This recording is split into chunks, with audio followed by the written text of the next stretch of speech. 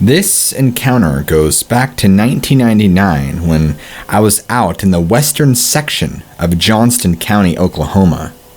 This occurred just a little ways east of Highway 177. It was also winter outside, and I was out bobcat hunting at the time. I was more of a casual hunter then. I just enjoyed being out there in the country, seeing everything there was to see. It wasn't too much time later until I entered into this thickly wooded pasture. This pasture was very, very full of brush. At the time, I was much more of a novice hunter and thought it would lead me to a catch. After walking a ways, I remember getting a very strange sensation. I decided to explore a little more, and the feeling kept getting stronger and stronger.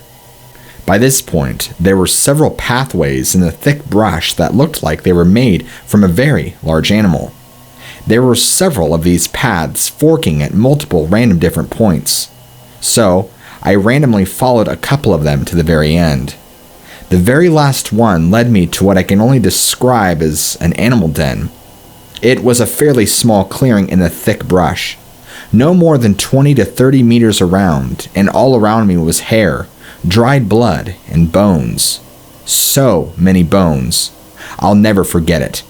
I'll never forget the smell either. Animal urine, wet dog, rotting meat, and blood. It was an absolute mess of a smell. It is forever burned into my nostrils. I stood there for a moment intaking my surroundings and felt that uncomfortable feeling get really strong again. I got out of there pretty quick and decided to call it quits for the day. I know out here we got lots of critters, but I ain't ever seen no animal den like that one. Something in my gut just told me it wasn't right. I was camped about a mile from the shelter and was enjoying myself when I suddenly felt uneasy and decided to go to a omitted shelter where a man on the trail said other people were camping. As I went about 50 yards from where I was camping, I surprised something that I did not see, but it took off down the side of a cliff, and I just assumed it was a bear. When I got to the shelter, just after dark, I set up in the shelter. About 5:30 a.m., I heard a very loud, high-pitched howling sound, twice. That was like nothing I have ever heard or seen on TV. The first howl sounded like it was answered by the second, that was not quite as loud. I sat straight up and thought, what was that? I did not go back to sleep. It did not sound even close to any animal I have ever heard.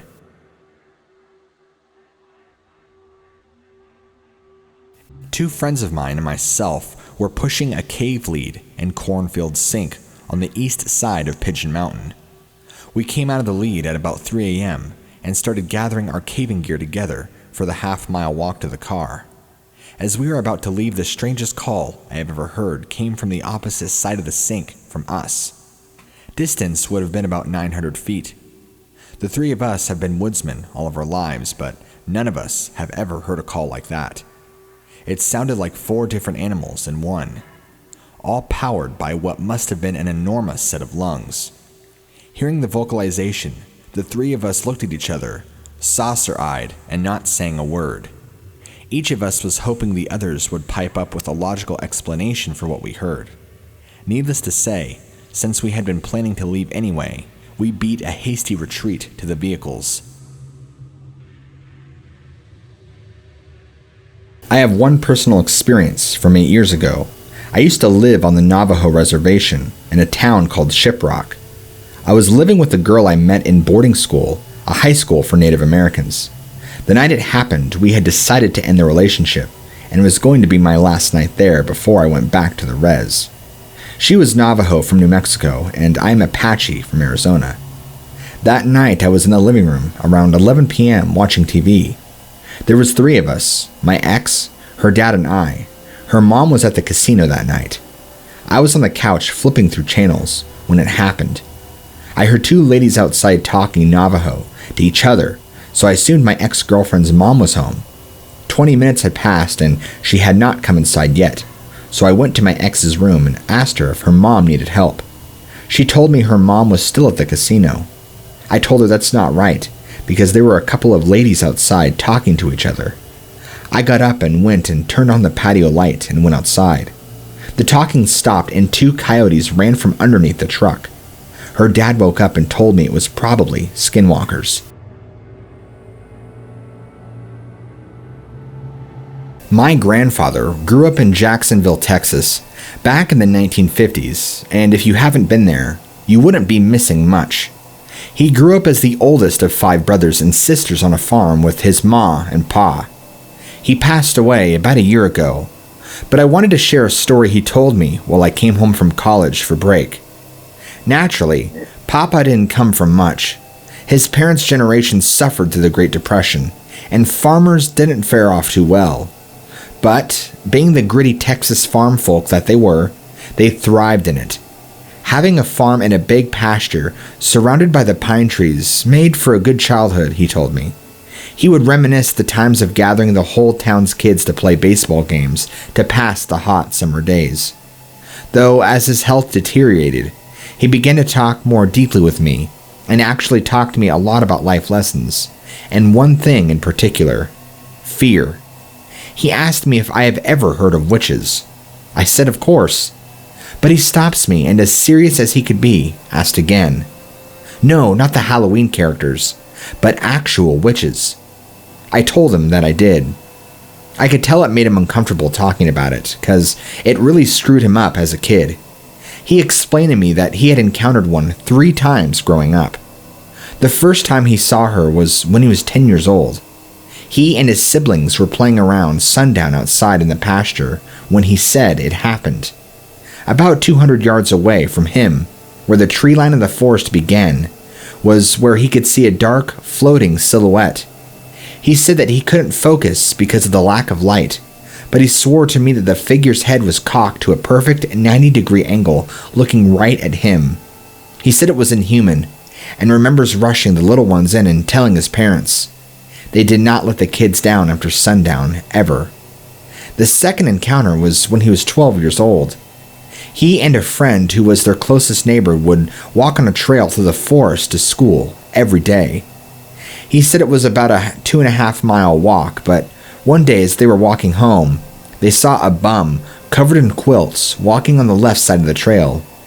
Being very confused by why somebody who they didn't know, who was completely submerged in dirty quilts, would be on this trail in the woods.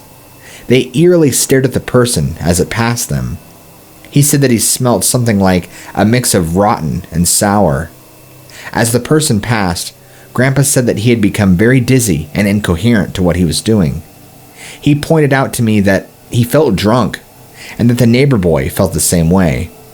A few moments later, he hears a snarly giggle behind them, and it's the person covered in dirty quilts. Still being completely hidden by the quilts, it began running after them. He said he didn't stop running until he had busted down the door of the front door of his farmhouse. The neighbor's boy didn't ever come back to his house. The incident was widely spread around the town, and quickly became a warning to all of those who go in the forest. He told me he had never found out what happened to the poor kid. The third time, and last time he saw the witch, was when he was a senior in high school. Grandpa was going to be a Division I football player for the University of Oklahoma, and quite frankly was the hometown hero. He said that he had just met my grandmother, and really wanted to enjoy the rest of his senior year before he left to the Sooners. He attended a prom after party in the woods with his classmates. Being that his class only had 60 people, everybody was out there. He admitted that he got pretty lit, and wanted to fool around with my grandmother. Ew. He went to take a leak a couple of yards away from the bonfire, and heard shuffling noises. As he tried to focus, he said he saw a hut. A small stream of smoke was emitting from its chimney, and smelt like the stench he recognized when he was 12. He told me he had never gotten sober that quickly. As he proceeded to investigate this hut deep in the forest, a dark figure emerged from the shadows. He tried to focus on its face, but told me he could never quite get a good look at it. All of a sudden, the figure started to whisper. As it intensified, he felt a burn on his arm. He said that it felt just like when his fraternity brothers branded his body with their fraternity letters. After what the hell just happened, the figure slowly floated and submerged itself back into the darkness of the forest. He became frantic and realized that everybody was about 100 yards away from him. He said there was no way that he wandered off that far and started screaming for help. He admittedly told me that he wet his pants and couldn't help but chuckle a little. The creepiest part about the story is that the police investigated the hut that my grandpa had found in the woods. It was a freaking gore fest. A lot of dead animals and birds were found, as well as even human remains. There's no evidence it was the neighbor boy, but he said everybody knew it was. My grandfather was a fantastic person and the most kind, loving man I knew. I know he couldn't have made this up because he still has burn marks on his arm to where he felt the witch burn him on his prom night.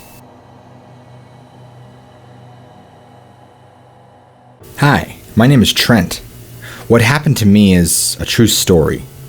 I'm from a cattle and sheep ranch up in Montana.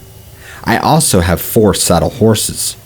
The ranch that my cousin and I own is about 4,700 acres, comprising of flat crop and hayfields, stretching on both sides of the Yellowstone River. The ranch is located miles, about 11 or so, northeast of the town of Savage. We rent a ranch that's 38 miles upriver from us. That is where this incident occurred. The leased ranch is huge, comprising of over 13,000 acres. The folks that own it are multimillionaires from Oregon who only visit it a few times per year. The ranch has a very rough terrain and 3 small creeks running through it. On the very northwest corner of the land, it flattens out and there's an old corral system. There's also a long vacant house nearby in a draw.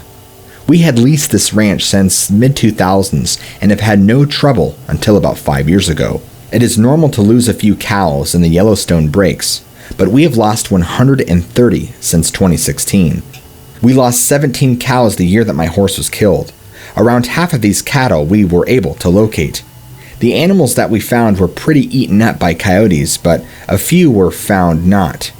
These carcasses looked a lot like other cattle mutilations, with the skin around the eyes, the ears, and the udder completely missing. It was highly unusual to lose this many cattle as they were at home throughout the winter, and there are no predators, too, in eastern Montana that could kill a full-grown cow. All of the cattle that went missing were cows, and have always been between 3 and 5 years old. This event took place at the end of June last year. We had trucked the cattle to the ranch 2 weeks prior, and I was checking on them that very day. Usually my cousin or his son ride with me, but they were moving the irrigation pivot that day, so I was all alone. I parked my pickup next to the corrals and unloaded my horse. This was around 9:30 a.m. My horse's name was Ace. He was a very large horse that weighed a whole ton and stood 19 hands tall. Ace was not very quick or fast, but he had great endurance, and you could ride him all day through the roughest country, and he would not tire. It was a pretty usual day until about 1 p.m. when I saw something that just did not belong. About a mile away, I could see an animal bounding up a hill. My initial reaction was a deer because it was about as big as one, but had the proportions more like a mountain lion. I tried to ride closer to whatever it was, but I could not find it. It was odd, but not that crazy, so I just put the thought into the back of my head. The day continued normally until I returned to my pickup and trailer. As I went to load Ace, I noticed that the rear axle on the trailer had just came apart. Keep in mind that I had not used it till earlier that morning, so there was no reason for that to happen. It was getting pretty late, around 8 or so p.m., and it took an hour and a half to get back to the house, so I decided to leave Ace and the trailer there and take the pickup home. The corral fence was alright, but the gate latch had rusted shut to where you could not even close it. I had a roll of barbed wire in the pickup, so I used it to secure the gate after I put Ace into it. As I drove home, I noticed a few large lights in the complete opposite direction of the corrals. They resembled a combined light, even although they were farther apart and brighter. I arrived home at about 10:30 without having any trouble. The next morning, my cousin, his son, and I all rode up together to fix the axle and get Ace back. When we finally got to the corrals, we saw that Ace wasn't there. The wire holding the gate shut had not been meddled with, so there was no logical way that he could have escaped. The corral had not been used in decades, so there was grass growing inside. But that day, the grass was all turned up, and you could see where Ace had ran around for a while. This was quite unusual, as Ace was always a calm and quiet horse. We looked for him the whole day and could not find him, but we were severely limited because we were just on foot. The next day, me and my cousin's son returned with a fixed trailer and 2 horses to continue the search for Ace. I also brought my dog Daisy. We split up to cover more ground, and every 2 hours we would meet up. Around 3 in the afternoon, while I was riding around the rim of a steep, wooded draw, Daisy suddenly scurried down into the draw. I tied the horse I was riding to an old cedar tree and followed Daisy down. The sides of this draw were incredibly steep, and I was struggling to make it down there on foot. For a horse as big as Ace, it would be completely impossible. As I got to the bottom, I could smell something dead, and I immediately knew it was Ace. He had not been touched by predators, but was heavily mutilated. He had the same mutilation as a cattle, with the skin around the eyes being gone, as well as the skin around the lips. However, his back legs were completely free of flesh, and was just bare bone. His rib cage was also opened up, with all of his organs gone. As I looked around, I could see the skeletons of at least 3 cows, and it was obvious that this was some type of dumping ground for whatever did this. I was completely dumbfounded on what happened. There was no way that Ace could have gotten here by himself, so he must have had been carefully placed there. I'd also like to mention that where he was found was a whole 2 miles away from the corrals. Nothing was adding up, and besides, I had just lost my favorite horse. I sadly returned to the spot where me and my cousin's son were going to meet up, and we both rode back to the pickup. After talking to my cousin, we decided not to renew our lease. Our current lease will expire in 2022. My cousin's son spends a lot of time on the internet and thought that it sounded very similar to what happened at Skinwalker Ranch in Utah. For the past months, I've been studying what happened, but have been able to come up with a definitive answer.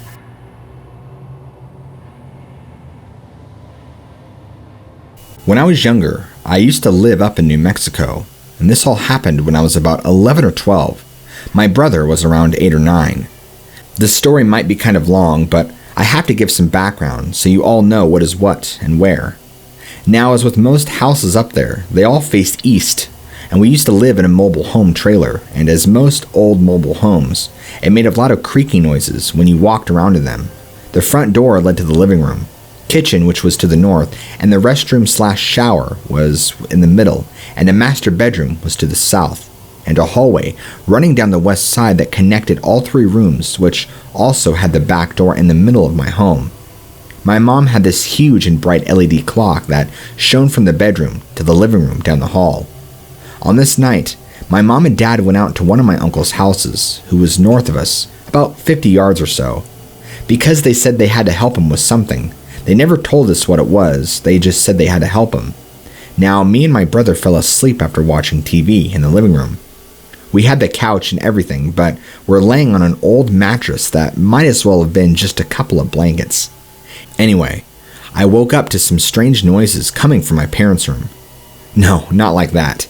They were footsteps, mostly a thud, thud, thud, and then soft, I'm guessing, the sound of the springs from the bed, and then a thud, thud, thud. Like something was pacing back and forth, east to west, stepping on and off my mom's bed. And I thought to myself, how did they get past us? There's no way for my mom and dad to have gone past us without opening the door, without making so much noise, especially while walking on the floor right next to us. So I decided to roll over to check the time and see what the noise was. And that's when I saw it, or something, but from what I could tell, it was maybe a little taller than 5 feet, and it was fuzzy from what I could tell by. It walking in and out of the light of the clock at first I thought was a trick of the light, or me being sleepy, so I rolled over more just to get a better look at it. The floor beneath me cracked loud at the same time, and the thing stopped in front of the light, and it slowly turned toward me. I could quickly make out something like the head, with hair that looks like it had been electrocuted, but more poofy, like the fuzzy part of a feather, and 2 bumps on the head, tiny traffic cones that were also fuzzy, but more distinctive than the head. As soon as I saw it, I froze, and when it turned, it felt like it took everything around me away, and the sound and air turned thin. It was so quiet. But as I lied there, watching it turn and then straighten out toward me, it slowly got down and out of the light, sort of like the darkness around it was absorbing it. I don't know what it was. Maybe it was fear or just curiosity, but I felt dread and scared somehow, and I managed to snap out of it and started to shake my little brother to tell him quietly, "There's a monster in my mom's bedroom. Wake up, wake up." When he finally did, he started to make loud groaning noises, and I covered his mouth and told him again that there's a monster in mom's bedroom. I couldn't tell if he was scared or not, but I told him, we're going to make a run for it to my uncle's house, and to no matter what, don't stop. Slowly as we were talking, I could hear the floors creaking. It was coming down the hall toward us, and I saw the shadow on the floor getting larger. I managed to get us to our knees, and right as we were about to make a run for the door itself swings open, and my parents walked in, both shaking their jackets, saying, "Whew, it's cold." In Navajo, when they see us both, they were shocked, and I quickly jumped up and said, "There's a monster in your room, there's a monster in your room." And as usual, my parents just looked at me and said, "What?" My mom shrugged and told me my dad to go check it out. My dad turned on the hallway light, walked into the room, and said that there was nothing. I was so freaked out, so when my dad said, "Come look," I made sure that he checked everything before I went in there, and I asked him to check under the bed, opened my mom's closet, even opened the drawers and a dresser. Then I asked him to check the restroom behind the shower curtain. There was nothing. The windows and doors were all locked from the inside to this day, and I still have no explanation for it. I was raised in a Santeria household. Both my father's side and my mother's side have strong female Santeros, which can mean a wide range of things, but usually it boils down to having some type of gift or knowledge. Since you are asking about negative experiences, I can give you the one which actually made me begin to believe there was some truth to it. For reference, my father is from the Dominican Republic and my mother is from Puerto Rico, two islands who historically have a mutual distaste for another. My grandmother, on my father's side, always hated my mom for being Puerto Rican, and she would make it known, but was never exactly overt in what she would say. She is what believers would call powerful. People in Miami would give her offerings for her work. So one summer, when I was about 8, my family visited Grandma in Miami, and the tension got too much, and my mother, usually very quiet and reserved, spoke back and disrespected my grandmother. My father sided with my mother, and my grandmother said something which, at the time, I found almost funny. This is a rough translation, but she essentially said, "She will see his ass rot out, and his stomach pop." It's not like a Hispanic saying, it's just as weird and out of place in that language. She also said that his house would collapse around him for being disrespectful, and he would go back to the streets. At this point, my father was extremely healthy and only around 30 years old.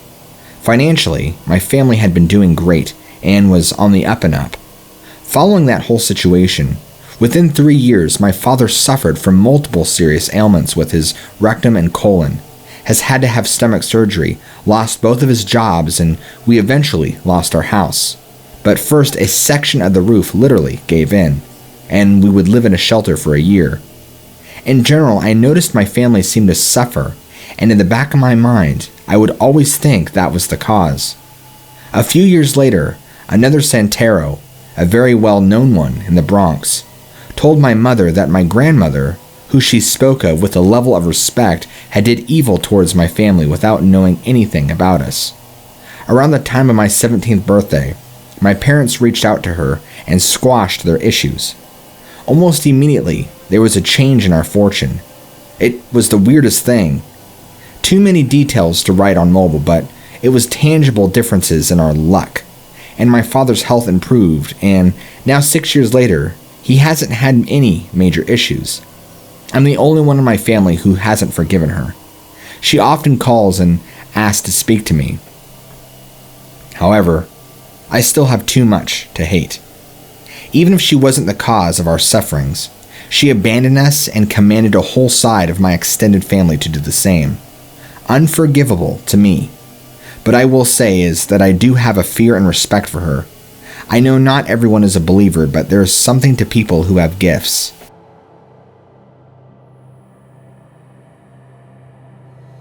Close friend of mine at the time lost her dog while out and about near Lake O' the Pines in Louisiana. This thing is a huge reservoir on a bayou and is very beautiful, but somehow this friend of mine lost her dog, like I said. This dog was very important to her, and she had lost him days prior and wanted my help to see if I can't help find him. For those that are not familiar with the Lake of Pines, there's a lot of thick brush and woods around the area, since this was June. We had gone out exploring in the evening in the area that she believes where her dog had ran off.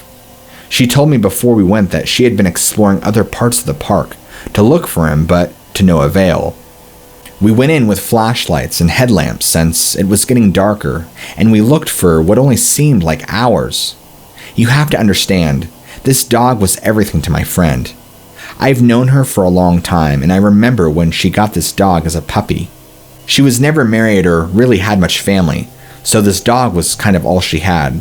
So, as her friend, I felt morally obligated to help her find this poor dog. It was dark when we found her dog's collar that looked like it had been chewed off.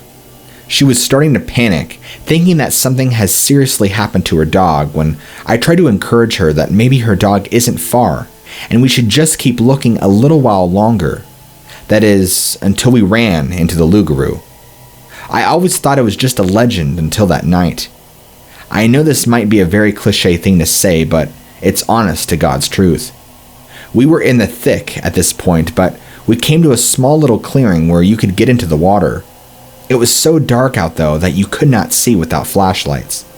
At some point, we heard something big splashing around very close to us, so we turned and shined our lights towards the water. I gasped, and my friend starts to scream. "What is that thing?" I don't know what terrifies me more thinking back to it. Its eyes, or the fact that it had dried blood all over its muzzle and chest. This thing immediately lowered its head and let out the most evil, menacing growl I've ever heard in my life. This thing looked like it came from the pits of hell. It had a very demonic-looking face that looked like a dog standing up on two legs. It was very lanky and shaggy, but it had razor-sharp teeth and huge black claws. If I had to estimate, it was roughly 7 feet tall. We were about 30 or so feet away from it, and it was standing knee-deep in the water. I don't know why it was there, or if it was planning on sneaking up on us, or if it was stalking us, or what. Whatever the reason, it did not like the fact that we discovered its presence. I don't think we shined the light on it for more than 2 seconds before I grabbed her and we ran and we ran. We jumped in her car and we drove away, and we never spoke of it really after that. We were both so shooken up that I don't even think we were in a state to even talk. When we got back to her house, we just sat there in the car together in silence for probably close to 30 minutes before she finally said that she doesn't ever think we'll find her dog. I think the Loup-Garou got to it, but I'll never know for sure. I still have nightmares about that night to this day, and no, she never ended up finding her dog.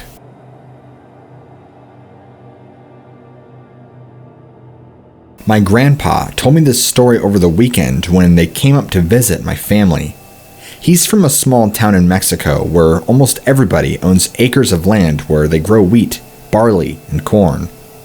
Well, the lands are located on the lower part of town since the town is located in a hill, and you have the top part of the town, the middle, and the downside. It's mainly a dirt road with oak trees and mesquite trees, usually covering the acres. Anyway, my grandpa and his uncle had to go down to water the crops. They used water that comes down from the river to water it, and if they wanted to get the good water, they had to go at midnight. So my grandfather headed down with a flashlight and machete on hand. Walking down the dirt road, he said he was meeting his uncle down there. Once he got there, his uncle wasn't there yet, so he lied down in the grass, waiting for his uncle in the water, looking up to the sky and the huge oak trees, when he said he heard something, and while looking up, he saw a shadow darker than the night. It stood out. He said it was flying from one tree to the other, and every time he wanted to flash it with a flashlight, his flashlight wouldn't turn on. He said it flew by like 4 times. When he heard steps and got really quick, it was his uncle. The uncle asked him if the water had come down yet, to which my grandfather replied no. Then, he asked him if he had been seeing or hearing anything weird, and my grandfather told him what had just happened. That's when his uncle told him that he was just walking down the road, and he saw a dark figure that he just stared at it, and then the figure got bigger, and it took off flying towards my grandfather. They believed it was a witch in the form of an owl, since several people from that town have seen it before. Probably not that scary, but it was creepy indeed.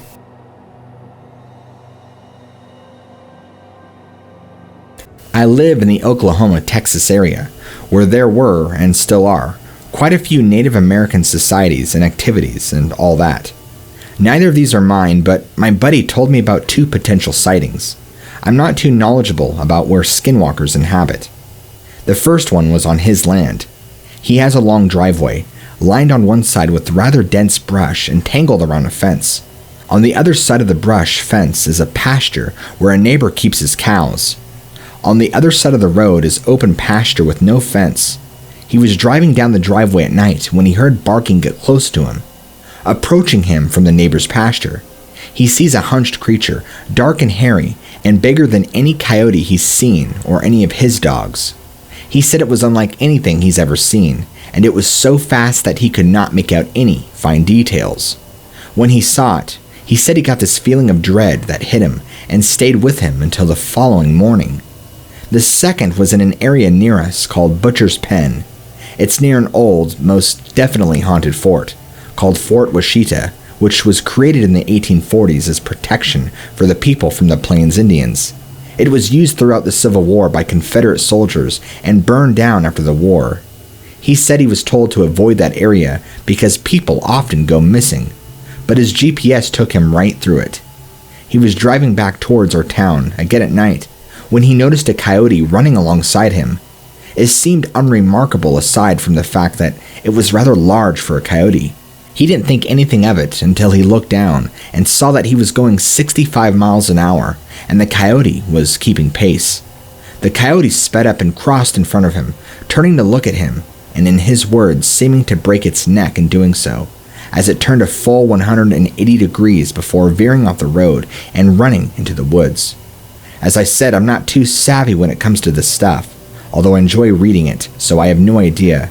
He swears they were skinwalkers, which he is Native American if that matters, but what do you think they could have been?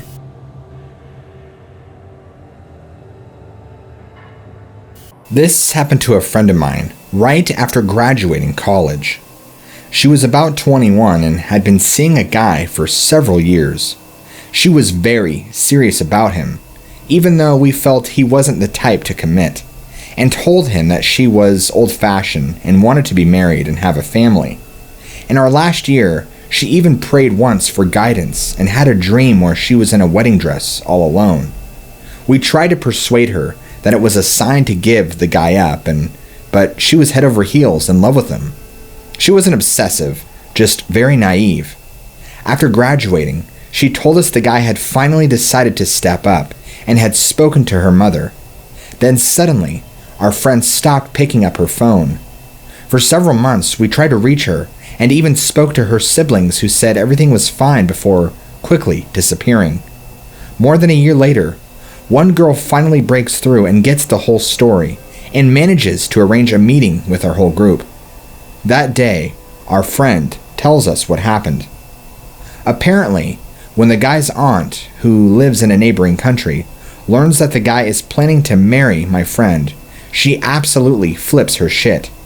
She had planned for him to marry her own daughter, which is allowed in this part of the world. Who was the strange girl who was stealing her future son-in-law from her? She had to pay.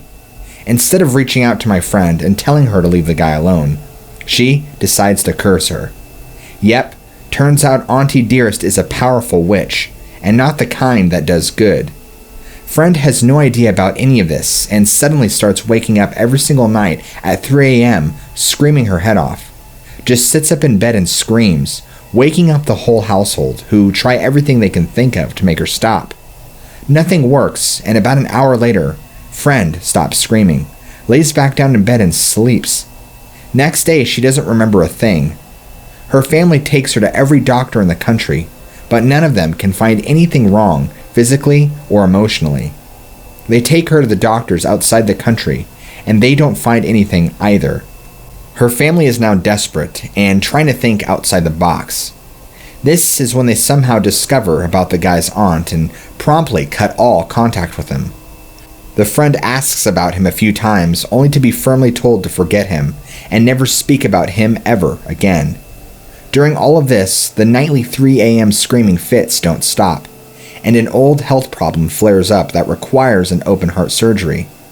I don't know how many countries, doctors, exams, and healers they had seen at this point, but almost a year later, they're told about a religious man with a gift.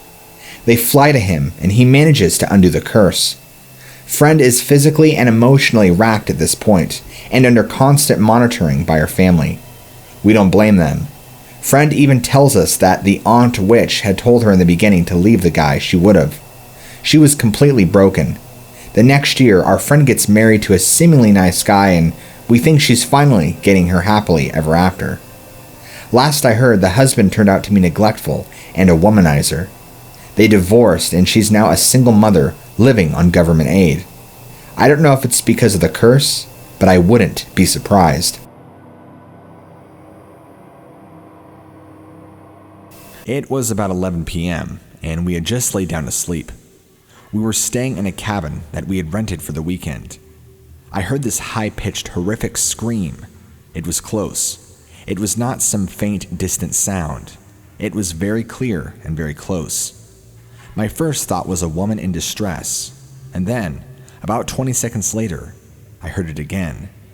I also heard dogs barking above me, higher up on the ridge. This time, I realized it was probably not a human. The sound was forceful, deliberate, high-pitched, reverberating scream. Because I was inside the cabin, it is hard to tell how far away this was. I would guess within 750 feet, perhaps as close as 200 feet. The scream continued for about 4 or 5 more times, repeating every 25 seconds. I have military and hunting experience and have never heard such a sound. I cannot think of an animal that can make this type of sound. I will never forget it, that's for sure.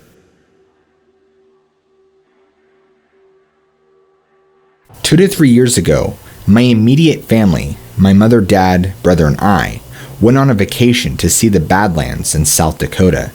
It was beautiful during the day, brutally hot, but an amazing view. My family has always been interested in the wildlife of the areas we travel to, so we would take bison tours and would drive around to see any random wildlife. And we saw some cool animals like a prairie owl, pronghorn antelopes, and some huge bison. At one point in the trip, we took a tour bus out to a picnic, which about 70 people were at. It was about 6, and I was kind of bored, so I wandered away from the crowd a little bit to look at a small stable near the edge of the small woods. I was wandering and petting the horses when I felt like I was being watched. I looked in the woods and saw nothing. I brushed it off as maybe some small animals that I did not see, but the feeling never left, so I went back to the group to feel safer, and I sat down at a table next to my father. But I looked back into the thin birch woods, and I saw something looking right at me. It was very pale and tall, with very bony joints and beady eyes. It looked to be at least 6'9". It looked like it was trying to be human, but didn't know how. Once it caught me looking back, it dashed back into the woods, disappearing. I was a little scared, but more interested. What was that I just saw? I brushed it off and continued to have fun. We left about an hour later, 7:30, back to the cabins. Some context. We were staying in a small cabin in legit middle of nowhere. The barn area was about a half an hour drive away, and all big cities like Rapid City were an hour to 2 hours away. Nobody in my family was tired yet, so we went to see a ranger talk, where it was about the stars and how to identify constellations. So as the ranger was talking, a bunch of weird howling noises started up, and everyone looked at the ranger, who seemed to not be bothered at all. He just calmly said it's the coyotes and that they wouldn't bother us. But right after, he said that a howl came up that sounded like the coyotes, but much deeper and much more nasally. The ranger seemed a little confused but laughed it off, saying it was the park's wild crackhead. Everyone chuckled. But the rest of the presentation, he seemed on edge. After the talk, we headed back to the cabins to start settling down. I was tired, so I changed into my pajamas and went to bed, but I did not stay asleep for very long. I woke up at 3 a.m. and laughed to myself since it's the witching hour. After trying to fall back asleep for an hour, to no avail, I got up and put on Shark Week on TV. I was semi-listening to it while zoning off looks out to the window. There was a flood of light coming off of our house, so I could see very clearly. A pronghorn was grazing on some very thin patches of grass about 10 yards away, but it was strange that he was alone out there since I always saw them in herds. After watching him for about 5-ish minutes, his ears perked up and looked at me. I jokingly smiled and waved at it, and sweet Christ above, the thing smiled back at me. I wish I was joking and could say I hallucinated it, but I was wide awake. Its teeth looked abnormally human, and so did its eyes. It eventually walked away, but its hooves looked like foot. I can say by now I was very shooken up. I got up and went back to my room. When morning swung around, I woke up and threw on my shoes and ran outside to where that whack animal was, and sure enough, there were hoof tracks that stopped and turned to hand and footprints. I freaked out and woke up my mom and dad to show them. They were confused by it, so we found the Star Guide park ranger and asked him about the footprints. He asked to see, so we took him over to them, and he took a nice long good look at them and said, "Well, I'll be damned. I thought the other rangers were crazy when they told me they saw a skinwalker. Turns out they're right." Apparently, this has been around for a while and is known among the other rangers, so we all went to the museum and talked to one of the Native American female rangers, who calls it by the proper name, the Navajo term for skinwalkers. And she explained the history of skinwalkers, which is a type of harmful witch who has the ability to turn into, possess, or disguise themselves as any animal they wish. And she said she's seen this one a few times while on duty.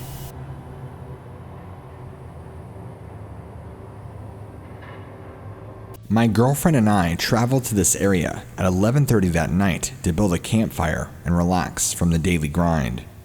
She and I didn't have to work Wednesday, so the late hour didn't matter. At about 11:30, we found a suitable site, approximately 7 to 8 miles in. There are only a dozen or so clearings for camping on the trail. Our site was on the trail, a clearing big enough to circle my truck around. It had 2 other trails at the back corners. One didn't go far before growth took over. The other looked like it might be passable, as far as I could tell. At 1 a.m., I was sitting on the tailgate and my girlfriend a few feet away tending the fire. Then we heard a loud, high-pitched scream that reverberated through the dense forest. My girlfriend got scared and asked me what it was. I have been an outdoorsman my whole life, hunting, fishing, camping, and studying animals like a religion. I've never heard of anything like that can scream. I told my girlfriend to be quiet, and maybe it would go off again. The moon was high and bright, to be full, not yet. The trail was lit good, so I looked down the trail and I looked the way we came. In the middle of the trail, a large, bulky figure stood. The way the light fell on its features, I believe it was facing me from about 30 yards distant. I thought at first it might be a tree or bush, but it had a discernible head, arms, torso, and legs. I went and got my girlfriend, not saying anything to upset her. If it turned out to be a tree, she would be mad for teasing her. I looked and the figure was gone. Back at the fire, the animal behind us screamed, same as before, except this time, it sounded just inside the forest cover. Before we could react, a similar, more distant call came from the forest in front of us. Was this the thing I had seen? I don't know. At that, I threw everything in the truck and at my girlfriend's panic. I shoveled sand onto the fire while she screamed hurry. I jumped into the truck and hid out a lot faster than we ever drove in.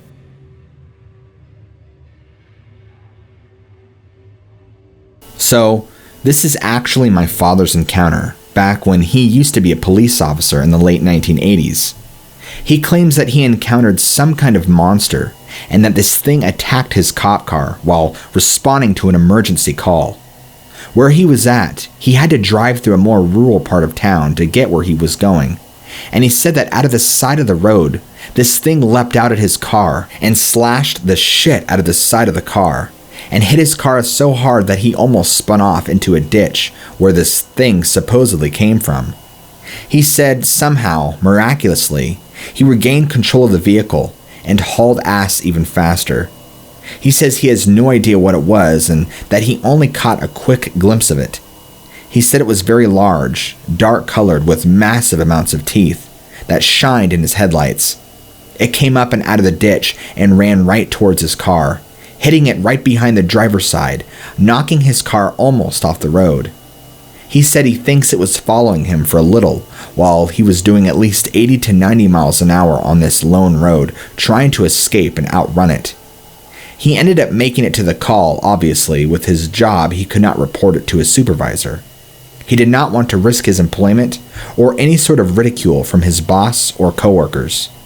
He's kept that encounter for a very long time. I've tried to ask my father more about what he saw and asked him if he believes it could have been a werewolf or even a dogman. See, my father is a man of science and doesn't really give in to the idea of paranormal, werewolves, creatures, or any of that sort of thing. Even though it may have looked like one of those things, he just says that it was some sort of monster he couldn't describe. He never dealt with anything like that ever again, nor did anyone on the force that he knew of.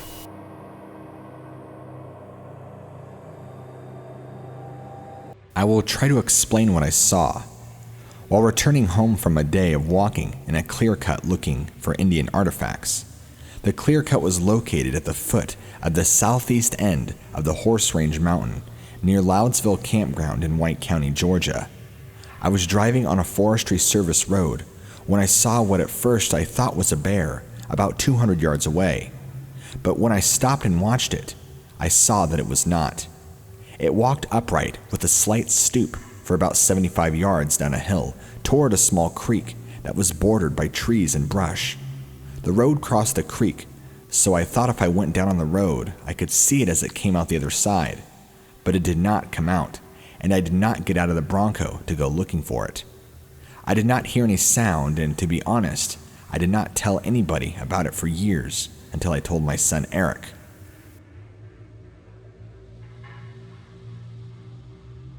This is kind of a different encounter. By different, I mean it had a very positive effect on my life in a very weird sense. Let me explain. At the time this happened, I was 19 years old. I was going through a very tumultuous time in my life. My mother had just been murdered 6 months prior, and as the case evolved more and more evidence appeared, it turned out that my own father was the murderer. They had a pretty rocky relationship for most of my early years as a child before finally splitting in a nasty divorce at the age of 11. My father was always very angry and spiteful against my mother and would do anything to make her life a living hell. As far as I know, there was minimal amount of contact between them, and I never really saw my father much after the divorce. On top of that, I was drinking heavily and dealing with a lot of depression issues and wanted to kill myself. And that's just what I set out to do, to end it all. I remember it clear as day. It was a Saturday night in August, and I had planned to go walk down to the train tracks where there is a dike running alongside of it, and lay my head down on the tracks to let the train come and take care of me. That was my plan anyway. It was around midnight when I walked down to the tracks. It was fairly quiet with minimal people around. There was a slight breeze and everything was fairly dead. As I approached a segment of train tracks that didn't really have any traffic or people around anywhere I could see, I started to approach the tracks from the dike when I heard a low growl behind me from the trees. Immediately I felt panic rise up my spine. I turned around and standing there is the werewolf from the Van Helsing movie. Not exactly, but it looked really close to that thing. I was so startled and scared, I started screaming, and this thing cocked its head back and looked at me like a confused dog would do.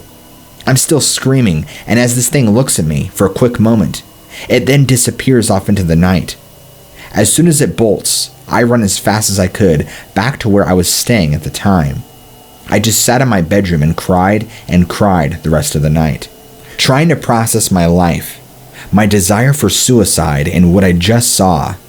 It really messed me up even more, but then I realized after some time that maybe it was meant to happen to me, because had that creature not popped out from the trees, I would have ended my life.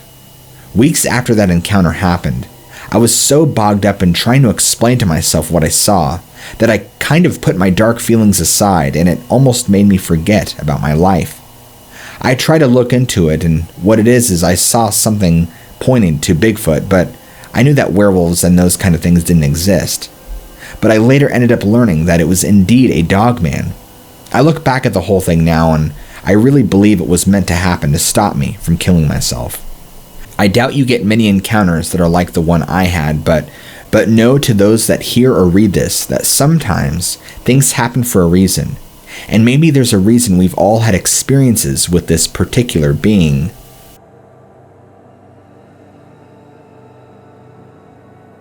Late March or early April 2009, approximately 18:15 hours. I was southbound on GA 75 between Helen and Cleveland, about 0.2 miles north of Duncan Bridge, which is Highway 384. As I rounded a bend, I saw something getting ready to cross the road from east to west. As I slowed, my first thought was that somebody was dressed in a costume, but I dismissed that idea because every pickup around here had a shotgun in the back window, and a good percentage, like myself, had a gun in the car. When he heard me, he stopped on the shoulder. He did not look at me for a few seconds, but then slowly he turned toward me, looked, then continued to turn 180 degrees and walk into the woods. I was unable to pull off the shoulder and park because of hay bales and plastic used to stop erosion. Traffic was backing up behind me, so I drove to Duncan Bridge, then left on a private road with the hope of seeing him again. No luck. What I saw, he appeared to be 6'2", 6'4". He was standing erect, but had a slightly hollow chest. His legs and torso seemed normal, as compared to a human, but his arms were longer. His fur was full and sleek. It had a shine to it, a medium light brown. He looked healthy. It was his eyes that I remember the most. He looked at me with an intelligence that you don't see in an animal. The only other time I experienced that was with a dolphin. When I was in middle school, my mother gave me her spell book. Witches are real, she said, and anybody can be one. Then she gave me her Ouija board and an ancient, creepy, melty red candle that looked like something Vincent Price would have had. Don't ever light the candle, she warned me. So, what does 12-year-old me do? All of my spells worked. And in retrospect, it's entirely possible that I just don't remember the ones that didn't work. But there were some coincidences I still can't explain. I was mad at this one boy for something, so we made a voodoo doll and stabbed it over and over in the butt.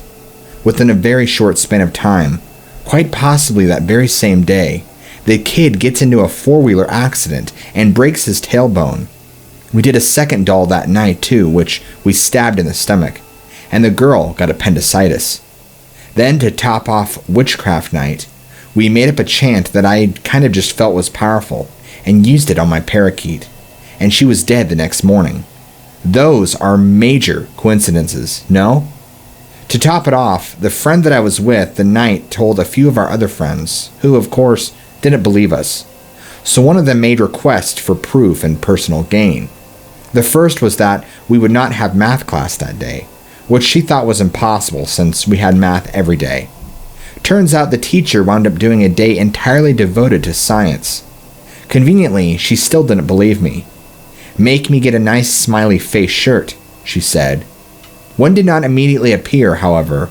Her disbelief was suspended as soon as she got home from school one day to find that her mother had gotten her a new shirt, and of course with a smiley face decal on it. And then it became mine because she was too freaked out to keep the shirt. We'd been best friends all throughout elementary school, but stopped after that year. Maybe that was why. So I think it's just something my family can do. We don't talk about it, though my dad can do some pretty creepy things, and I guess so can I. My curses ended in middle school, for the most part. Every so often, if a person truly deserves it, and the universe isn't helping karma along, I'll try to help make sure they get what they deserve. But I don't do anything other than be mindful of the fact, and I'm not sure if it's ever worked because I don't keep those people in my life if they suck badly. What did I see that day? I've been asking myself that question for quite a while now. Honestly, just thinking of retelling the story makes me scared. I can't remember exactly what year it was, maybe 2014 or 2015. I lived near a forested area out by the Glenpool, Oklahoma. Between my house and my step-grandparents' house is the forested area in question. It's a bit of a walk, but not that bad. So one day, my mother was at my step-grandparents, and I was leaving their house to head back to my house. So of course I went through the forested area. I always liked going through there, and it was filled with birds singing, and besides the constant traffic, it was peaceful. But something changed. The birds did not sing, and the wind didn't blow. There was just this eerie silence. I couldn't even hear the traffic at this time. And that's when it happened. My mother was calling my name, but I was confused. Her voice came from deeper into the woods, away from both of the houses. So I looked around, and just like that she called me again, and again. And I followed for only a couple of minutes, until all of a sudden my entire body started to scream to get out of there. I turned to walk back to the house, and right when I did, the second I turned to look, I saw a black figure staring down at me from a hill. It was in the shade, and I did not stop to ask what it was. I hauled my ass out of there, back to my step-grandparents, and I ran to my mom instantly, telling her what had just happened. She didn't believe me. She told me I was just imagining it. So I thought she was right. Maybe I was, but then I got curious and asked why she was calling my name away from the houses. She wasn't, and I know my mother's voice. That was her exact voice. I let it go, and soon after we moved somewhere else. I don't know how this happened, but the thing followed me, because after my cousin left the house, and I was in bed trying to sleep. Right outside my window, I heard my cousin's voice. But this wasn't like the woods. It was right by my head, since the window is right above where I sleep. It was a name my cousin calls me, and that's what was said outside my window.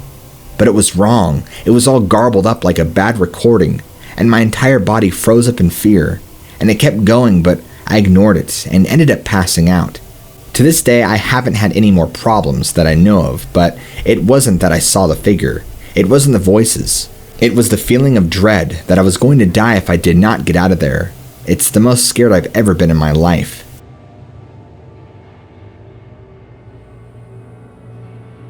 This is my own experience with my coursework in life.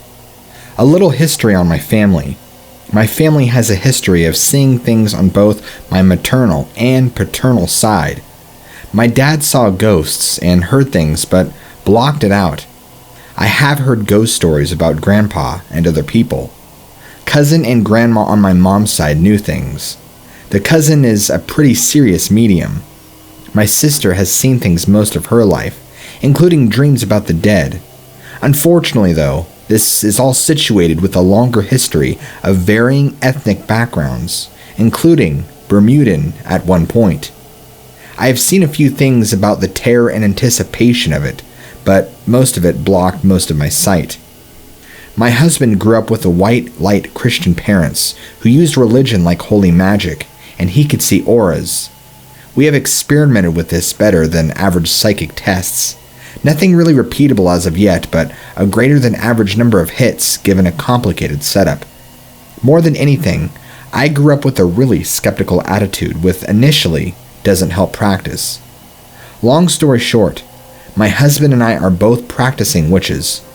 Witchcraft works with the predicate that ritual of one sort or another impacts the subconscious and alters events so the probability of an event increases.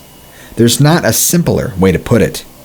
I have witnessed hexes firsthand, and in my youth made the mistake of picking people to experiment on. After a certain power level, through meditation and spirit work, negative manifestation occurs mostly on autopilot. This may or may not explain things like the evil eye, etc., as others have written. The single best way for a witch, or a worker, or a magician, or a spiritualist to stop unconsciously sending out baneful works is, in my experience, to start working with positive energies, as I make it a habit as of now. Since becoming more active in the community, I have brushed elbows with other adepts, for lack of a better word. I have met a couple people throughout my life that my subconscious has told me to stay far away from, for no discernible reason. A few people I know are workers. My father is an unconscious manifester, and one of those people that causes change by merely obsessing over a wriggling worry. I have saved myself a lot of grief by staying away from him, as he tends to unconsciously manifest a lot of negativity in his sphere, and his personality sucks in the material world. I'm rambling right now, as I am very, very high. I just wanted to tell a story about a former friend of mine. We were both very powerful, and both had a background in darker earth-based magic. She and I made the mistake of rooming together, and her literal presence, which had always triggered my gut instinct to flee from as negative and dangerous when meditating, started to drive me insane. Of course, there were mundane issues as well, but when we got pissed off at each other, more and more increasingly annoying things would go wrong. Pop tires on one car, borrow a second, leave the lights on because daytime, cold snap that fries the engine, no jumper cables, and everybody's out of town, so we can't be rescued. There's something that I could hardly describe. I don't want to blame it squarely on her, as it's not even fair if I don't consider her a friend anymore, but after the preceding incident, she looked at me and said, "Maybe this is a sign." Our magic would get all twisted and tangled up, and cause really bad things on both sides. When I got fed up and kicked her out for mundane reasons on my side, I burned sage for weeks and chanted and prayed to keep the baneful influence away, because I knew that she would retaliate. Unfortunately, 3 weeks in, I almost hit a dog with my car and grew very ill, as expected, and barely recovered. Since removing her from my life, my health has vastly improved. Whether this is material or some sort of negative energistic effect, I am unsure of. I still cannot look at her without unreasonable hate and have blocked her from my reality. Which sucks, but I know instinctively my magic, or whatever you want to call it, will target her directly in retaliation. And she is not the only other worker I've met that I cannot stand to be around because of their energy. Which I know sounds fluffy bunny, but when you research their history, it's dark, dark shit, which is what I initially trained in. I try to be a good person, and have emotionally matured a lot since then, though I'm still a work in progress.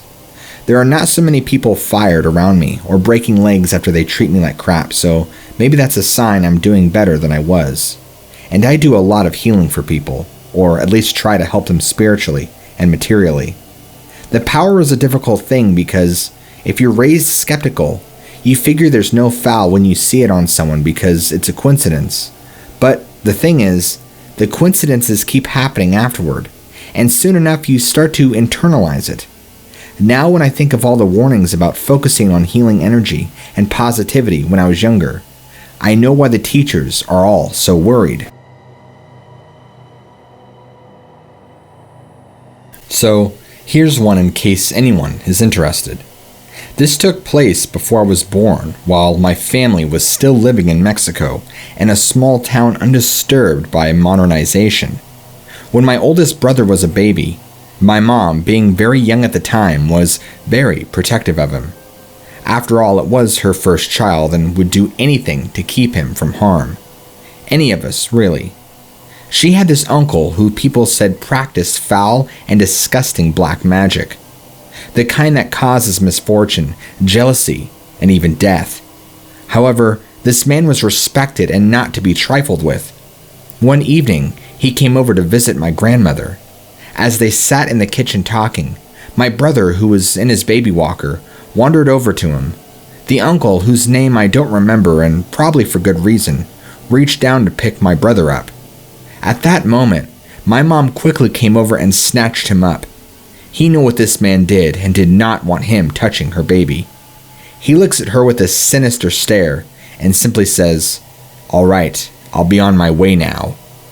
As soon as he left my grandma, she looks at my mom and tells her, "You shouldn't have done that. You should have at least let him touch him." My mom paid no attention to this warning and set my brother down to help my grandmother with dinner. Moments later, my mom noticed my brother under the table reaching up and playing with something. She goes to grab him from under the table and to her horror sees a bunch of black widow spiders within his reach. All of a sudden he starts crying like never before. At first she thinks a spider has bitten him, but after checking him, she doesn't find a bite. She starts cradling and rocking him, trying to calm him down, but nothing is working. It starts getting late and he's still crying. My mother is desperate and doesn't know what to do. My grandma comes over and says, "Take the baby to go see him.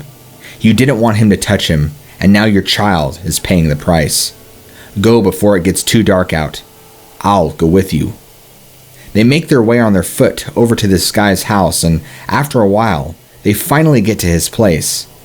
Now at this point, my brother is struggling to breathe, let alone stay conscious. They knock and he opens. "Please, we need your help. The baby is struggling to breathe and he won't stop crying, and we don't know what to do." He looks at them and looks at the baby and says, "All right, I'll take a look at him. Hand him to me."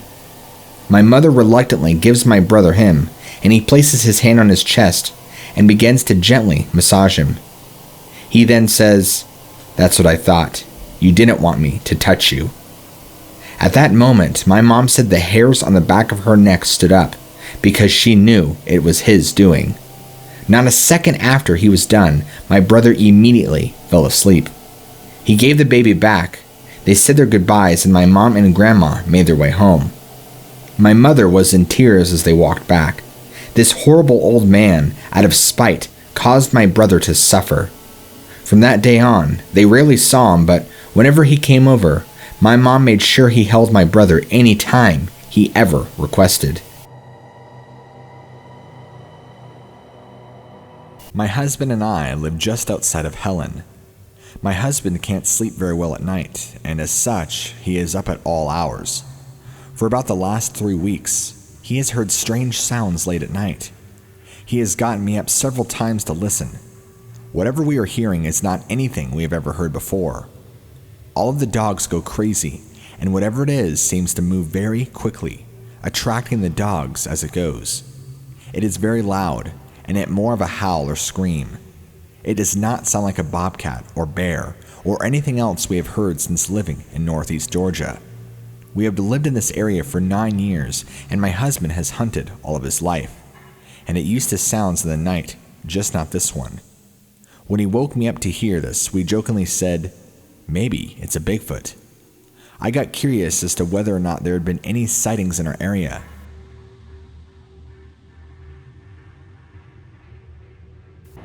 I lived in the tri-state area of Virginia. I had a lot of strange experiences in the woods that surrounded the property that I grew up on. Now that I'm older, I'm just now realizing how weird these experiences are. 2 of them stick out hardcore in my mind as super weird. My first experience, I was wandering in the woods across from my house. I loved going up there and doing and finding things like old bottles, rocks, and just whatever caught my attention. You know, dumb kid stuff. I, however, did notice the bones, multiple large piles of bones. I just figured that some hunter had just left the carcass out in the woods. It was turning dark, and I was heading back home, but I heard something behind me, whispering my name. The voice was raspy, and sounds broken in a weird way. I started running back in the direction of the house. The sound of the footsteps followed me to the very edge of the woods. A road ran in between my house and the woods. I turned around and looked back. I saw what looked like a dark shadow darting back into the wilderness. The second one is much more scary to me, as I was older and remember it much more clearly. It was late at night. My mom wasn't home at this, as she was at a party and was going to be hanging out there for a few days that summer break. It was the middle of the night. I had to be spending it on the computer watching YouTube. I had gotten up to get something from the kitchen to drink. As I was coming back, I heard my pet bloodhound scratching and howling on the outside of the door to be let in. Our house was fenced in, so when she needed to go out, I would just let her out and close the door, waiting for her to scratch at it to be let back in. I hadn't remembered letting her out, but I figured I had just forgotten about it. As I was about to unlock and open the door, I heard growling from behind. I had let her out, but had let her back in just a few hours ago, right before dark. She and the other dogs were standing behind me, growling at the door, fully ready to attack whatever was on the other side. I noticed that the scratching had stopped, but the howling had a distorted sound, more like a broken version of it. I heard whatever it was at the door run off. I tried to look out the window to see what was there, and all I saw was two yellow glowing eyes staring back at me from the woods. Nowadays, I would have chalked all this up to a very vivid imagination, but I've never been able to imagine things as I have aphantasia, so I have absolutely no clue what this was. I figure it was a skinwalker because I remember hearing that the local national park that would always pay actual Indians to travel up, from Arizona I think, to take part of the reenactment. But I don't know, that's why I'm posting this for you.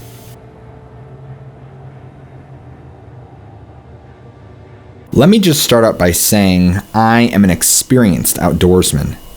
I have been a lover of the outdoors since I was just a wee lad.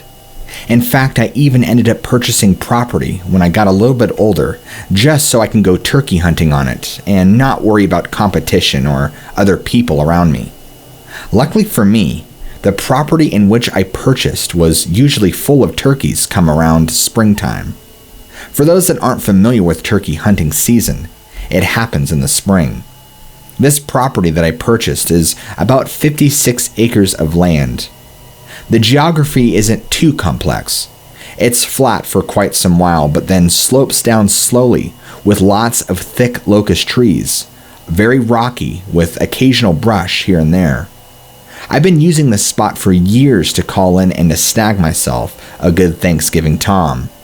I've been successful just about every year. I can count on my one hand the times that I haven't gotten anything. Unfortunately, in the past couple of years I've had to abandon this property and spot altogether due to a problem that was beginning to get out of hand. This is why I'm writing to you. It started about 4 years ago when I showed up in late May one day. It was early morning and a beautiful day. I was confident I would snag myself a good-sized tom.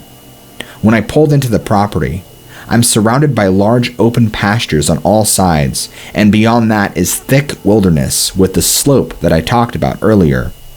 I usually start by calling them in and waiting by my truck before I can get a good shot. I called them in and waited and waited.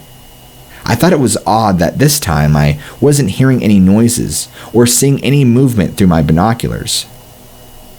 This was rather unusual, so I decided to get a little bit closer.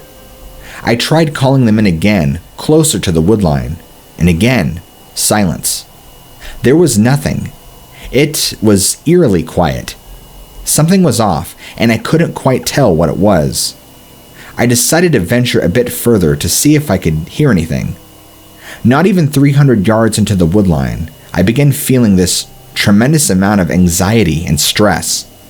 I don't know how else to put it. It was like pins and needles.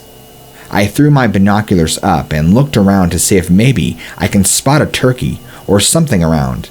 And as I'm moving my binoculars in full rotation, at about 10 o'clock, I met with a pair of amber eyes staring right in my direction. Since I'm looking through my binoculars, I can't really discern how big these eyes are or what animal they belong to, but it freaked me out. I pulled my binoculars down, about a few hundred yards away down the slope. This massive dark shape, with what I can only make out to be pointed ears at the top, was staring right in my direction. I watched it intently for a few moments as it stood perfectly still, facing me. I began to slowly back away, not knowing really what kind of animal I was dealing with firsthand. In a few moments, I had to back my way all the way to the woodline. This thing was now out of sight since it had never moved, but still kept looking in my direction. I quickly walked back to my truck, and as I'm about halfway to the truck, I hear branches breaking and brush moving rapidly. Something big was coming out of the woods toward me. Whatever it was sounded like it was very heavy and weighed hundreds of pounds. I picked up my pace back toward my truck, and by the time I reached my truck, it was only maybe 2 minutes later at most. I quickly turned around and put my binoculars up to see if I could spot anything. This is the only time I've ever soiled myself. Coming out of the woodline, headed in my direction, was this massive thing of an animal. I don't know what to call it because I've never seen anything like it. It had large pointed ears and a head that reminded me somewhat of a German shepherd. It was hundreds of yards away, but in my binoculars, I could see the finer details. It had huge canines, glowing amber eyes. This thing was solid black and you could clearly see the muscles rippling underneath the fur. This was probably the most muscular animal I have ever seen in my life, and looks like a flat-out killing machine. I took in more details of the face than any other part of the body, and I could see that it was clearly walking on 2 legs toward me, quickly. It had legs just like a dog, and a thinner waist. I only got a good look at this thing for only a few seconds before it was really picking up speed towards my truck and me. I have never been so scared in my life. I flew in my truck and drove out of there. Ended up not going back to the spot for the rest of the season, but I did return the following year. The following year I came about earlier May or so. I got out of my truck and again, like last year, noticed really no turkey activity at all. I figured that unlike last year, I would just walk close to the woodline and see if I can maybe call them out. I was still fearful of the year prior and have not forgotten, but I was not going to let that stop me from doing what I love. As I'm approaching the woodline, every step I feel more and more dread. The exact same pins and needles feeling that I got the year before in the woods. By the time I finally approached the woodline, I just told myself screw it. I did not want to risk running into that animal that I did the year before. I left and just ended up turkey hunting with another friend in the area. I haven't gone back to that property out of fear that this animal might be lurking and waiting for somebody to return. Maybe this predator is the reason there hasn't been any turkeys in the area. I don't really tell this story to anybody, but I thought your listeners might enjoy it. I'm not claiming to have seen this so-called Dogman, but I definitely saw something that I cannot explain. All I know is I have never seen or heard anything like it, and it scared me to the point of releasing my inner self into my pants, so to speak. If you're somebody who's tough and enjoys the outdoors, I thoroughly encourage you to not speak of this animal, and to not seek it out, or try to hunt it, or go looking for it. I will never be able to accurately describe the feeling that came over me when I saw this thing coming out of the woodline directly at me and my truck. I don't wish that upon anybody. Maybe at some point I'll return and this thing will be gone for good, and my turkeys, my precious turkeys, will finally be back.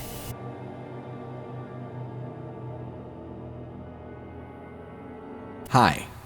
Me and my friend have been hearing some weird stuff while we were hunting. My friend heard the sounds first.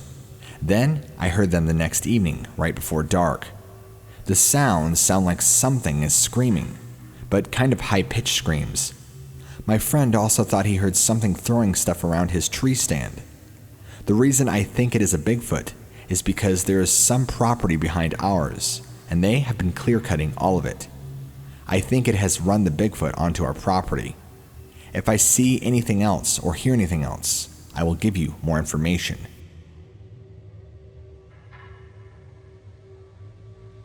So, mind you, this was at an inpatient facility in Flagstaff, Arizona, which is in northern Arizona, the woodsy part of the state. But anyway, this Navajo girl was my roommate and was in for diabetic reasons. But the moment she came there, it was a different energy. I could just feel something different about her. She would randomly at times tell me things about her family on the res, about an hour or so away. And as the stories progressed, they just got stranger and stranger.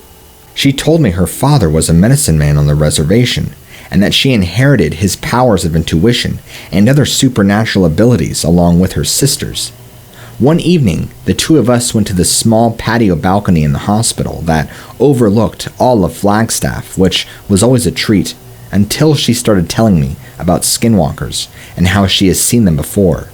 She explained their abilities and what they were, because I had never heard of them before. I was immediately hooked, but also scared because of how sincere she was. I have no idea why she told me all this, but she did. She said she saw them in her grandma's house, and remembers dark, scary eyes with strange bodies covered in fur pelts, but kind of looked hesitant to explain more. She also told me it is extremely bad to wear any abnormal animal pelts on the res because of skinwalkers. So after this strange discussion, I started thinking to myself, well, we are in a psych unit, so I shouldn't take this seriously. All of this supernatural shit and whatnot. So when we walked in, it was just the two of us once again, and I started talking to her about it again, and then she started giggling and told me there's a spirit in the room that doesn't want to be seen.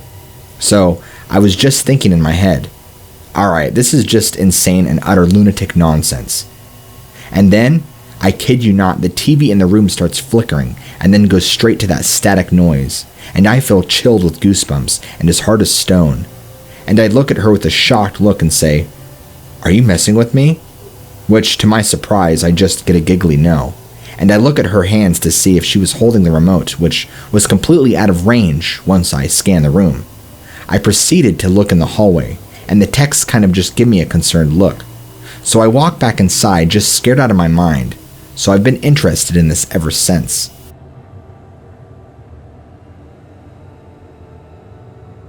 I'm 29 and currently am renting a really old piece of property. See, I moved out here from the city because the rent in town is so dang expensive. I wasn't having it. Plus, I really wanted land and peace and quiet.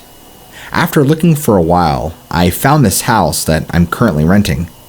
It's basically an old farmhouse from the early 1900s that's been renovated and added onto over the course of time. It's a cozy little place. What's even better is all the cool stuff I have lying around my property from years and years ago. Hell, I even have a piece of an old Model T frame out in the acreage that was used as target practice many years ago.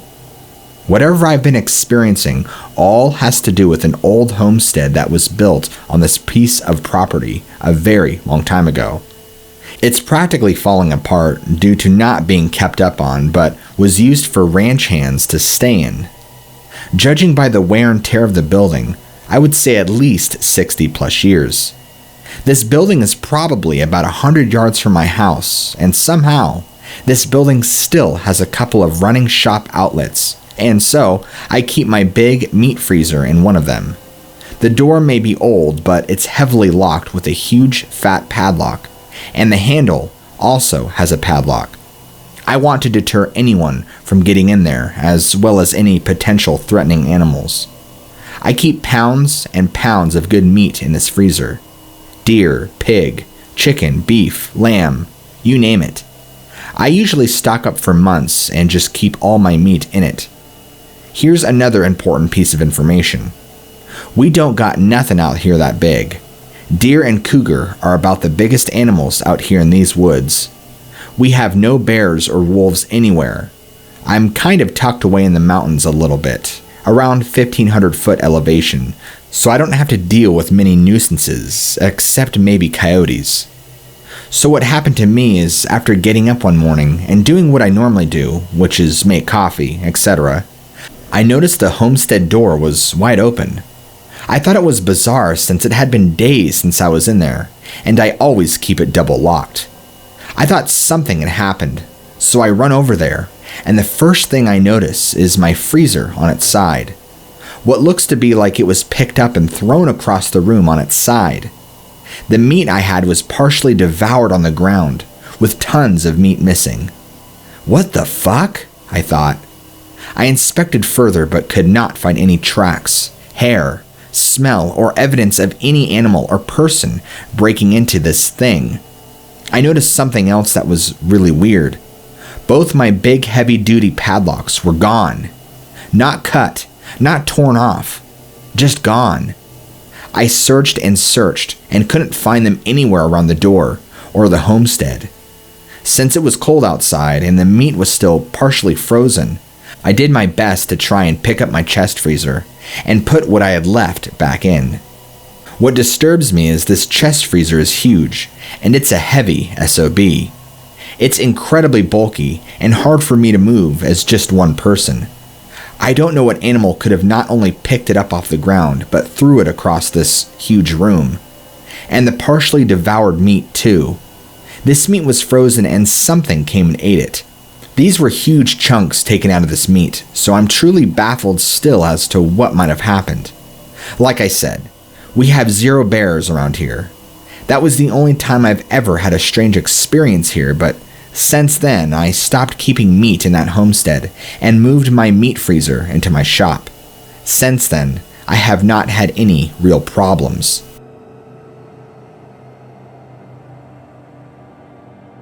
My mom isn't the type of person to make up stories, so I believe her when she tells me this. My mom has had some encounters with skinwalkers and paranormal. This happens in Arizona. She just woke up from a nap and she noticed everybody was gone one time. It was the dark outside. She remembered her parents saying they were going to the store. Anyway, she was home alone and decided to watch TV. Then suddenly, she felt something watching her. So she closes the screen door and the blinds. You could see her from the kitchen window too, and she still felt something watching her. So she went and closed the garage doors and made sure they were locked. When she goes back to the living room, and then she hears sounds coming from her room.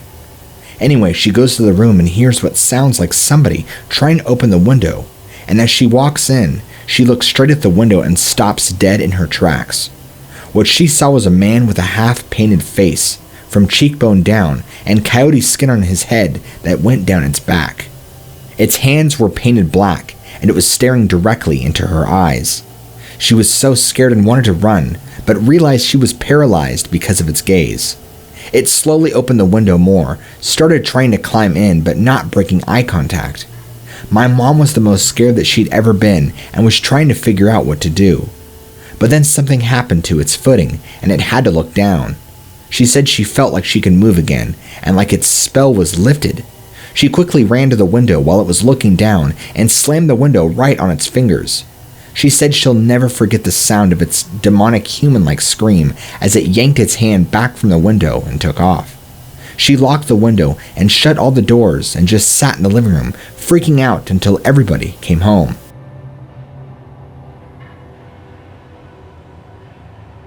I went out in a Pigeon on 9/27/11, and what I heard wasn't any animals I'm used to hearing on Pigeon Mountain. It was a deep growl, and then a long mellow scream, and I heard the same noise below my house. I live just about 3 miles from Pigeon Mountain on Moon Lake Road, where a couple months ago I heard the same scream on Satellite Road below where I live. I'm going back to Pigeon Mountain tomorrow night and try to see if I hear it again. I have a personal experience that would like to relate. I would hesitate to call it an encounter because it was dark and from an undetermined distance. Somewhere between 30 to 50 yards, and it was on an elevated plane to us. Just outside of Helen, off of SR 75, north of the upper Chattahoochee River Recreation Area. If you go to the top of the mountain, north of the park clearing, that's where my experience was. I had my first experience there in the year of 1990, while a group of 5 friends and I were walking late at night. We saw something on a bridge, and it stood up, clearly visible, but only as a silhouette in the moonlight, and jumped a very large distance. It then seemed to stride over the backside of the ridge away from us. It was actually very quiet. It didn't make a sound before we saw it stand, and we didn't hear it land or stride away, as if it was stalking or observing us. Of course, we were all extremely scared after seeing it initially. Again, it was at night, and far away so that we couldn't get a clear description, but we all saw it, and were all struck with a panic like fear. I also went back with my dad, who was a very harsh skeptic, in the summer of 2006. We did not see anything, but I had noted a couple of other things at this later date. It was summer. First, there was a very strong odor that seemed to hang in a centralized area the entire weekend.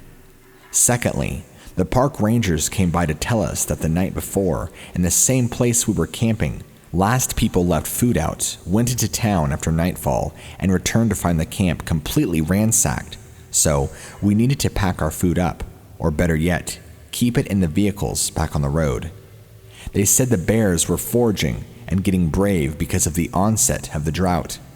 Again, no sightings, but interesting because nobody actually spotted the bear either. And lastly, along the mountain road at a height of about 10 feet off the ground, there was a 4-inch sapling rung and twisted completely around. My dad once spent 3 months in the woods living off the land in the late 70s in North Georgia. It's the number one reason he is skeptical, he says. That long in the woods, and he would have seen something if it was out there. But when I noticed the odor and asked him if it was a skunk, he said no, not really. More likely a wet bear that got sprayed by a skunk, but it had a more dank odor than just skunk. And also, when I pointed out the wrung tree and asked him what it could have possibly been, he had no clue. I work in agricultural marketing. My job is to determine the amount of meat that will be derived from individual cow carcasses after slaughter, and before they are split into primal cuts. To determine this, we have to compare the conformation of the animal, or the ratio of muscling to fat, and factor in the skeletal structure of the animal. So, if I apply this to what I remember seeing when I was younger, this creature was absolutely huge, at least 8 feet tall, and weighing easily around 550 pounds. It was tall, but had a slightly more narrow build in the shoulder area width than the animal in the Patterson film. It was still too large to be a human, wider and thicker muscle than a man, but not as stocky as the Patterson footage. That is why I say it may not be heavier. A friend of mine told me once about one of those witches who lived in the village where his mom and aunt were born. Since they were kids, my friend's grandmother told her daughters to not be scared of that woman, but also to not approach her or let her approach them. The girls didn't have any problem with her. They eventually grow up and move to a larger city. But when my friend's cousin was born, in one of the trips to that village, somehow someone got distracted and the woman got closer to him. When they noticed, the woman was staring at him, but she didn't do anything else. After that, apparently the baby wasn't hungry anymore. He didn't want to eat, and if he ate anything, he ended up vomiting. His grandma eventually found a woman in another village that made some concoction for the baby, but she said she couldn't tell anyone the nature of that mixture. Otherwise, the life of the baby would be in danger. My friend's cousin took that thing and recovered almost immediately. That's the story my friend told me, though I personally think that there's a lot of bad superstitions going on there. He also told me something else, but that wasn't related to his family, so I took it like a legend or folklore. Anyway, I think it's a good story to share. Apparently that woman had a daughter who was in love with another man in the village, but the man got engaged with some other woman, and the daughter suffered a lot for this. Anyway, the happy couple got married, and the witch showed up at the wedding and told the bride that she was happy now she wouldn't have a husband for more than a year. 3 months later, the married couple was expecting a baby, but, as the witch said, the husband died a few months later. The widow was devastated and still pregnant, so for health reasons, her family didn't let her be at his funeral. Apparently, while the funeral was going, she was in bed and was hearing furious scratches on the ceiling. She told her family to go and to stop the noise, but they couldn't find the source, so they blamed some stray cats. She couldn't stop hearing those scratches all night. Many years later, the widow eventually died and they had to dig up the niche, those graves on the walls, where the husband has been because they wanted to be buried together. The legend says that they found scratches inside of his coffin, and that's what the widow had been hearing. In May of 1993, some of my friends of mine and I decided to go trout fishing above Helen, Georgia. After fishing for a couple of hours, one guy and I decided to go upriver to find some new spots. So we started walking up an old roadbed that followed along the river. We eventually got to a spot where there was a gully across the road. At one time, there must have been a bridge. While me and my friend were standing there, we heard a loud thud behind us. As we turned around, there was a big 10-foot log, about the diameter of a car tire, lying there. Take into account just a second ago, that log was not there. We climbed over the log and started to head back down the road when all of a sudden, we heard leaves shuffling above us. Both my friend and I had a strange feeling as we looked at each other. At the same time, we both looked up above us, and there was a Bigfoot standing 10 to 15 feet from us. We hauled ass out of there. We finally made it back to where our other friends were and told them what happened. They wanted to go see. The guy that was with me said no and went back to the vehicle. I took the other two guys to show them, and on the way there, we saw a footprint in the mud that looked like somebody walking barefoot, except it was approximately 18 inches in length. We walked back and saw nothing else. I'm 6'3" and 290 pounds, and this thing dwarfed me big time. It was at least 9 feet tall and about 4 feet across at the shoulders. It had to weigh around 800 pounds. It really looked like a big human covered in long, shaggy black hair.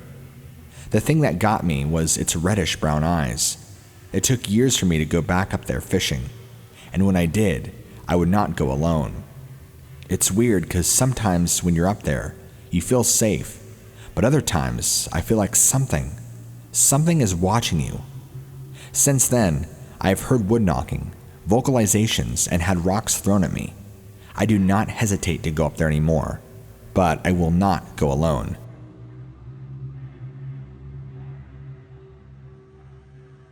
Not mine, but my brother's encounter. Before I tell you more, let me just say that my brother is a total bamf. He's trained in MMA, has served in the military for years. He even did 2 tours to Iraq, etc. He's a tough man, and when someone like him tells me this story and expresses how scared he was, it scared me shitless. My bro didn't even know these kinds of things existed until I told him about it, and he told me he actually had an encounter with one of these things I described him. This happened around 2010 or 2011. He had gone to visit a couple of his army buddies in Kentucky somewhere. I assume it was pretty rural. They got together, drank a bunch of good beer, had a good cookout, and then decided to end the evening and rode their ATVs around his friend's property. He was riding along with his 3 other buddies and had reached the end of the property line by this large creek that runs throughout his friend's land.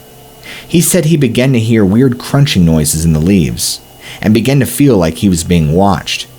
His buddies quickly pulled up, and they all got the same sensation. Since these are all military dudes, they were already ready for something or anything to go down, and it felt, and they thought, like somebody was sneaking around.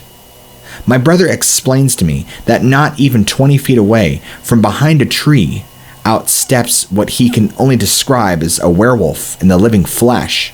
He said it looked like it straight up stepped off the movie screen and was now standing in front of them, staring intently at my brother, who happened to be the closest to this thing.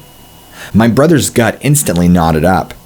For what my brother tells me, it felt like an eternity in this locked stare down between him and this creature when his friends screamed at him to go, and they haul ass away on their ATVs, praying this thing didn't follow them or chase.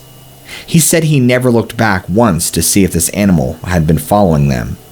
Since his friend's property was rather large, it took them a little bit to get back to his house, where my brother was so panicked it took a while for his friends to calm him down. All 4 of them saw it, but my brother feels like it affected him differently. He said this thing did something to him. It marked him, as he calls it. It never once took its eyes off of him to look at his other 3 buddies. He said it was hard to describe what this thing looked like exactly, just that it looked like a real-life werewolf. Said it had huge pointed teeth, was about his height, with brown blackish thick fur, stood up on two legs and was tapered at the waist. He got really shooken up about it when he told me it, and just telling his story gives me the massive chills. It was on Thanksgiving night in 1999. I was driving home from my daughter's apartment in Cleveland, Georgia, when suddenly I thought I saw a man crossing the road on Highway 75. I hit my brakes and realized that it was wearing no clothes and was covered in hair like a bear, but it walked upright and hunched more like a man or a huge ape-like thing. It was definitely not a bear. It was large and long-armed. It turned its head and looked over at me, then swiftly jumped down a huge drop and disappeared into the woods. It all happened so fast. I was shocked and went home, not sure of what I believed I had seen at the moment. Before then, I had never been sure if something like that had existed, and I tried to rationalize what I had seen. But now, I am convinced that it was, in fact, neither man, nor bear, nor simple ape. I cannot prove what it actually was, but I can say that it was quite amazing.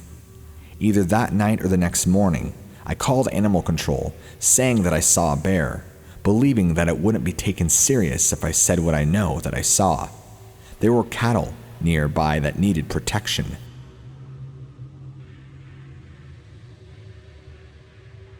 I was sitting on my couch, watching TV with my small dogs around me. My male Yorkie saw it when I went out our back door. It was still daylight.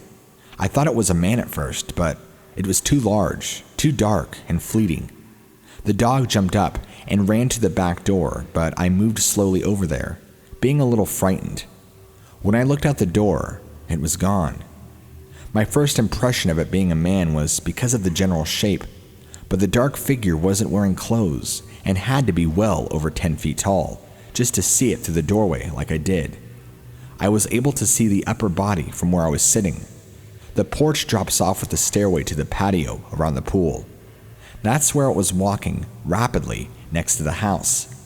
By the time I got to the door to look out, it was over the fence and gone. My instinct was to check the gate, and I saw it was still latched and locked, never having been opened. It wasn't a human. It was too large. It wasn't a bear. It was running upright. I can't come up with any other thing that could be that tall and that could do what it did. And having seen what I saw in 1999, I don't take this very lightly.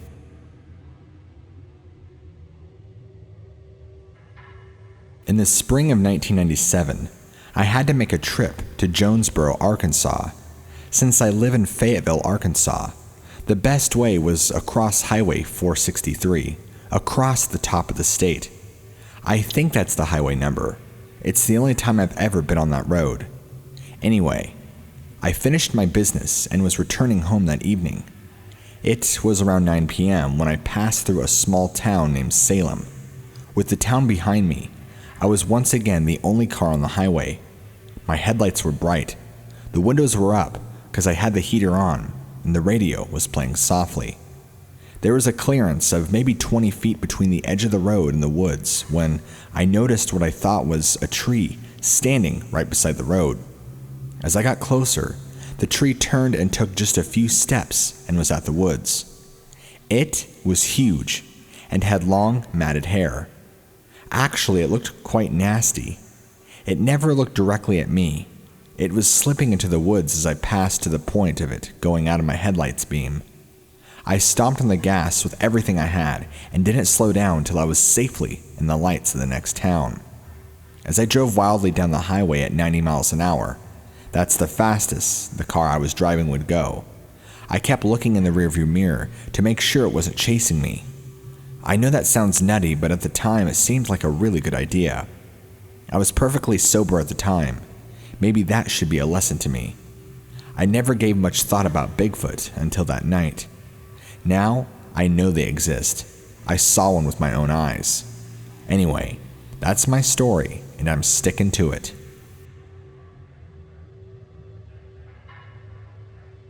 I was deer hunting on Pigeon Mountain and was following a group of deer when I shot and wounded an almost solid black buck with a large rack. The buck followed a well-worn game trail, and I had trailed the deer by blood drops. It was getting dark, and the terrain was getting difficult to continue, and I had no light. I had to turn and come down the mountain. I began to feel like I was not alone. There were none of the normal animal sounds, like birds and squirrels, etc. I had heard something coming down the mountain, taking a parallel path that I was taking. I could not see anything. There were limbs breaking, leaves rustling, and then I would hear nothing. I had unloaded my gun for safety and reloaded because I had never heard an animal move through the woods like this. Myself, one other person, and the owner were the only people allowed to hunt in the area, and the terrain it was using was too rough for a human to travel, much less move at the speed this animal was. 1 minute, it would sound like a raging bull, and the next minute, it would move down the mountain, not making a sound. I heard a grunt and a growl. I was terrified and felt as I was being stalked by something I had never encountered before. When I stopped, so did it. When I moved slow, it moved slow. When I moved faster, it moved faster. I was worried when I would hear nothing. I reached the base of the mountain and had taken a wrong turn and had put myself in front of a large briar patch. It did not let that stop me. I drove through the briars, cutting and scratching myself. I finally reached the safety of my truck and once again heard the grunting noise from behind me. I did not return to look for the buck I had shot or ever hunt in that area again. I did not ever see anything, but something large was in the woods that night. I have not felt safe in the woods since. I had hunted, fished, and farmed in that area all of my life. I felt as though I knew all the animals in the woods and the sounds they made as they moved. I was taught to stalk, hunt by an employee who worked on our farm, and he had lived in the Smoky Mountains and fed his family by hunting game. I had heard deer grunt before, and this was no deer grunting. It was June 15th, 1997, Father's Day. My friends and I had been rock climbing at Raven Cliff Falls in the Chattahoochee National Forest, just outside of Helen, Georgia. After climbing all day Friday and Saturday morning, a rainstorm made us pull down our rigging and head out of the woods. We drove down to Helen and walked around until about 5 p.m. We filled up the truck and headed back towards Raven Cliff to find a campsite for the night. We found a small dirt road that had been barricaded with a large dirt brim. We drove over the berm and drove into the forest. We drove until we had half a tank of gas, which put us several miles back in. Around 11 or 11:30 p.m., we found a small clearing and decided to stop and make camp. Once we exited our truck, we found a shallow hole that was about 3 to 4 feet in diameter that appeared to be an old fire pit. It had a large log laying on one side of it. We gathered wood for a fire and began to set up camp. Since the weather was nice, we decided to not mess with tents and hammocks. After about 30 minutes of lying down, I heard a noise in the tree line on the left side of our camp. It sounded like an animal moving through the brush. I dismissed it and tried to go back to sleep. I continued to hear the noise for several minutes. I've spent a lot of time in the woods, hiking and camping. The next thing I heard was nothing I had ever heard before. I heard a grunt and then a scream that did not sound like any other animal. It sounded like it came from maybe 50 to 100 yards away. I asked what it was, and my friends did not have an answer. We began kidding around, saying that we were out a good way, and it could be a Sasquatch. I did not go to sleep for a while after that scream. Finally, I drifted asleep and slept until daybreak. As we got up to get our gear packed, we noticed prints next to the fire that none of us had ever seen before. They definitely were not human, but were too big for any animal known to be in an indigenous to that area. We quickly loaded up and left the area.